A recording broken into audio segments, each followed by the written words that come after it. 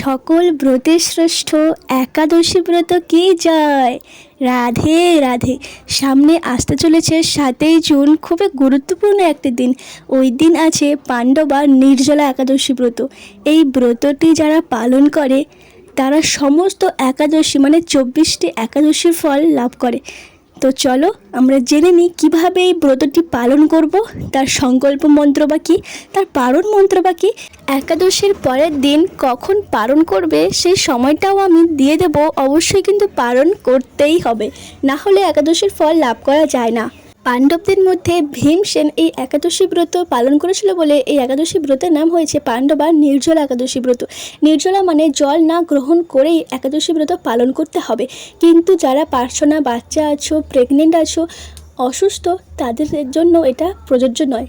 কারণ তোমরা পারছো না, তোমরা কিন্তু বিশুদ্ধ ঘি বা সূর্যমুখী তেল দিয়ে যে সমস্ত সবজি রান্না করা যায় একাদশীর জন্য, সেই সমস্ত সবজি তোমরা রান্না করে গ্রহণ করতে পারো আর খুব ভালোভাবেই একাদশী পালন করতে পারো। একাদশীর সংকল্প কিভাবে করবে?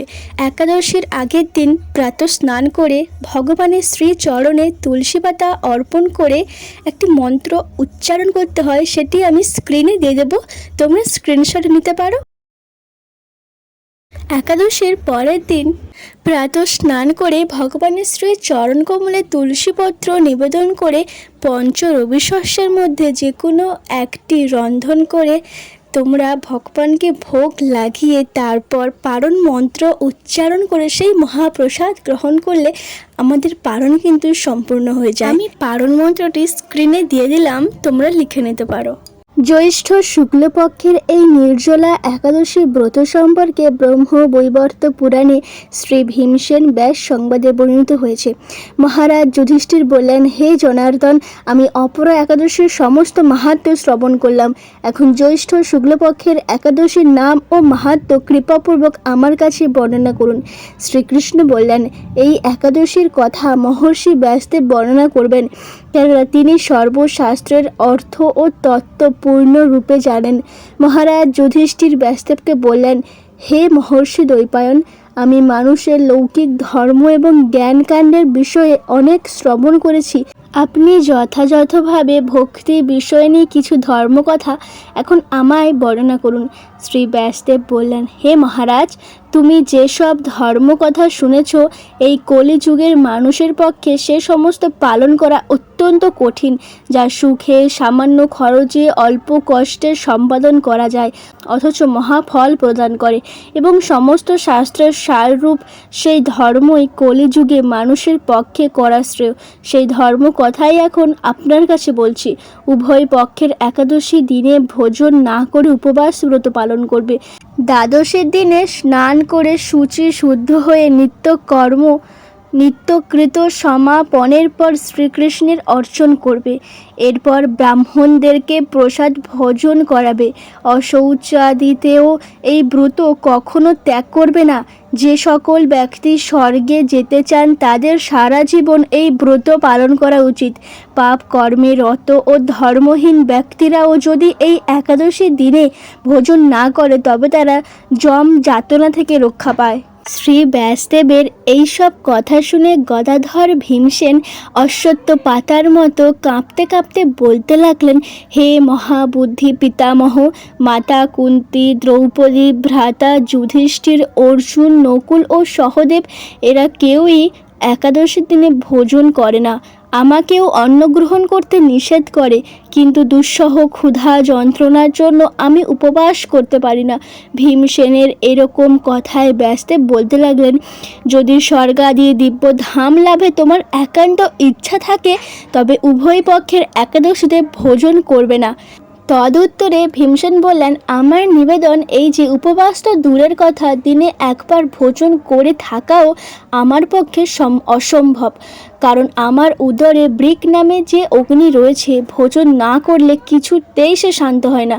তাই প্রতিটি একাদশী পালনে আমি একেবারেই অপারগ।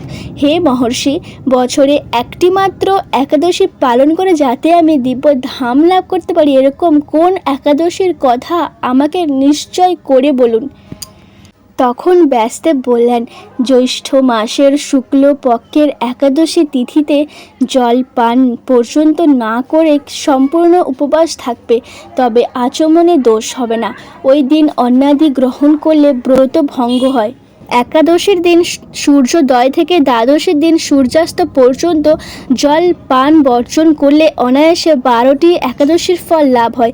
বছরের অন্যান্য একাদশী পালনে অজান্তে যদি কখনো ব্রত ভঙ্গ হয়ে যায়, তাহলে এই একটি মাত্র একাদশী পালনে সব দোষ দূর হয়। দ্বাদশীর দিনে ব্রহ্ম মুহূর্তে স্নানাদি কার্য সমাপ্ত করে শ্রী হরির পূজা করবে। সদাচারী ব্রাহ্মণদের বস্ত্রাদি দান সহ ভোজন করিয়ে আত্মীয় স্বজন সঙ্গে নিজে ভোজন করবে। এইরূপ একাদশী ব্রত পালনে যে প্রকার পুণ্য সঞ্চিত হয়, এখন তা শ্রবণ করো। সারা বছরে সমস্ত একাদশীর ফলই এই একটি মাত্র ব্রত উপবাসে লাভ করা যায়। শঙ্খ চক্র গদা পদ্মধারী ভগবান শ্রীকৃষ্ণ আমাকে বৈদিক ও লৌকিক সমস্ত ধর্ম পরিত্যাগ করে যারা একমাত্র আমার শরণাপন্ন হয়ে এই নির্জলা একাদশী ব্রত পালন করে, তারা সর্বপাপ থেকে মুক্ত হয়। বিশেষত কলি যুগে ধন ও সম্পদ দানের মাধ্যমে সদ্গতি বা স্মার্ত সংস্কারের মাধ্যমে যথার্থ ফল লাভ করা যায় না। কলি যুগে দ্রব্য শুদ্ধি নেই, কলিতে শাস্ত্রোক্ত সংস্কার বিশুদ্ধ হয় না, তাই বৈদিক ধর্ম কখনো সুসম্পন্ন হতে পারে না। হে ভীমসেন, তোমাকে বহু কথা বলার আর কি প্রয়োজন? তুমি উভয় পক্ষের একাদশীতে ভোজন করবে না। যদি তাতে অসমর্থ হও, তবে জ্যৈষ্ঠ মাসের শুক্লপক্ষের একাদশীতে অবশ্যই নির্জলা উপবাস পালন করবে। এই একাদশী ব্রত ধনধান্য ও পুণ্যদায়িনী। যমদূতগণ এই ব্রত পালনকারীকে মৃত্যুর পরও স্পর্শ করতে পারে না। পক্ষান্তরে বিষ্ণু দূতগণ তাকে বিষ্ণুলোকে নিয়ে যান। এই ভীমসেন ওই দিন থেকে নির্জলা একাদশী পালন করতে থাকায় এই একাদশী পাণ্ডবা নির্জলা বা ভীমসেনী একাদশী নামে প্রসিদ্ধ হয়েছে। এই নির্জলা একাদশীতে পবিত্র তীর্থে স্নান দান জপ কীর্তন ইত্যাদি যা কিছু মানুষ করে তা অক্ষয় হয়ে যায়। যে ব্যক্তি ভক্তি সহকারে এই একাদশী মাহাত্ম্য পাঠ বা শ্রবণ করেন, তিনি বৈকুণ্ঠ ধাম প্রাপ্ত হন। রাধে রাধে। আজকের ভিডিওটা এই পর্যন্ত। আমি ভিডিও শেষে দিয়ে দেব পরের দিন সকালে পারণ কটার সময় সম্পন্ন হবে। রাধে রাধে। তোমরা সবাই একাদশী ব্রত পালন করো আর পরের দিন সময় মতো পালন করে নিও। রাধে রাধে। দেখা হচ্ছে নেক্সট একটা ভিডিওতে।